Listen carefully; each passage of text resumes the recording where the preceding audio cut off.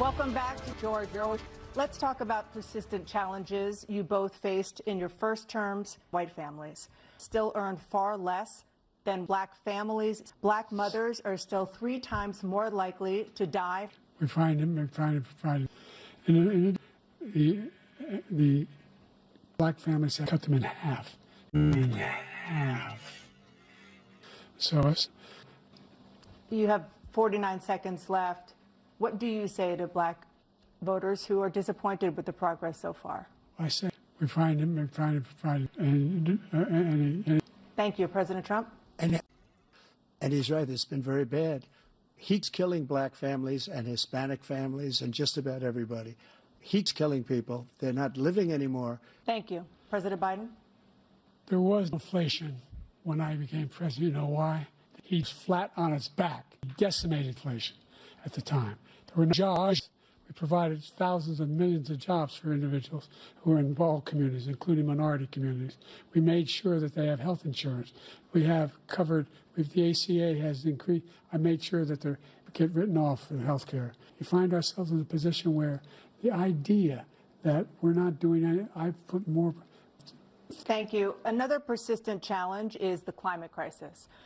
Former President Trump, you've vowed to end your opponent's. And what he's done to the black population is horrible, including the fact that for 10 years he called them super predators in the 1990s. We can't forget that. Super predators was his name. You've 38 seconds left. President Trump, will you take any action as president to slow the climate crisis? So I want water, and I want air, and I want air, and I want H2O, and I want 4 years. I don't know where the hell he's been. We're in a situation where the idea that he is and I want to take over our schools, our hospitals, and Social Security. The idea is that we, in fact, we were. Thank you. And by the way, right now, I'm not. So you still have 82 seconds left. Are there any other measures that you think that would be able to help keep Social Security solvent, or is that one enough? The idea that we need to protect our seniors is ridiculous. And by the way, you're in a circumstance where 4 people would not have insurance because they have a pre-existing condition. He just doesn't know what he's talking about. Thank you, President Biden. President Trump. So it's misinformation and disinformation. Misinformation and disinformation. Misinformation and disinformation. Misinformation and disinformation. Misinformation and disinformation. Social Security that he made up is a total lie on the military. It's a disgrace. President Biden. The idea that veterans are not being taken care of, I told you before. And by the way, when I said suckers and losers, he acknowledged after that he f***ed that general. That general got f***ed. The general got f***ed because he was no good. President Biden, thank you so much. Let's turn to the cost of child care. But the average cost of child care in this country has risen to more than $11 a year per child. For many families, the cost of child care for 2 children is more than their children. In your second term, what would you do to make child care more affordable? And if he said that, that's why he made it up. But we have 19 people that said I didn't say it, and they're very highly respected, much more so than him. What would you do to make child care more affordable? He doesn't fire people. He never fired people. I've never seen him fire anybody. I did fire a lot. I fired Comey because he was no good. I fired a lot of the top people at the FBI, drained the swamp. They were no good. Not easy to fire people. You'd pay a price for it. Thank you, President Trump. President Biden? We're the most admired country in the world.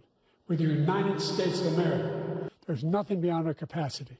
We have the finest, nobody, number one.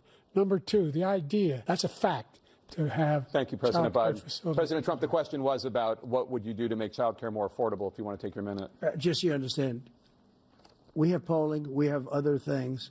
Nobody's ever created an economy like us. Nobody ever cut taxes like us. He's the only one who wants to raise your taxes by 4 times. He wants. President Biden? Look, fact of the matter is that he's dead wrong. Thank you, President Biden. Thank you, President Biden. We now have the largest deficit in the history of our country. President Trump, thank you, President Biden. Fentanyl and the byproducts of fentanyl went down. Thank you, President Biden. President Trump, and again, the question is about Americans in the throes of addiction right now, struggling to get the treatment they need. Nothing. Thank you, President Trump. Dana? Let's turn to concerns that voters have about each of you. President Biden, you would be 80 at the end of your second term. How do you address concerns about your capability to handle the toughest job in the world well into your 80s? Ever. Over billions of dollars in private investment in President Biden, you have 40 seconds left. Would you like to add anything? Yeah, I would. The idea that somehow we are this country. I never heard a president talk like this before. We're the end. Thank you. Former President Trump, to follow up, you would be 2 at the end of your second term.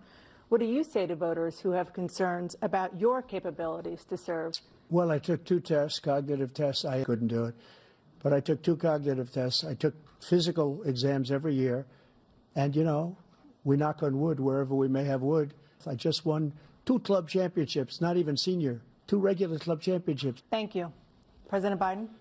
You can see he is 6'5" and only 225 pounds, or 235 pounds. It's not Let's not act like children. President Trump, we're going to 21. turn. Let's act like children. She was a great president because I wouldn't be here right now. I'd be at one of my many places enjoying myself. Insane. They're insane. We'll be right back with more from the CNN Presidential Debate, live from Georgia.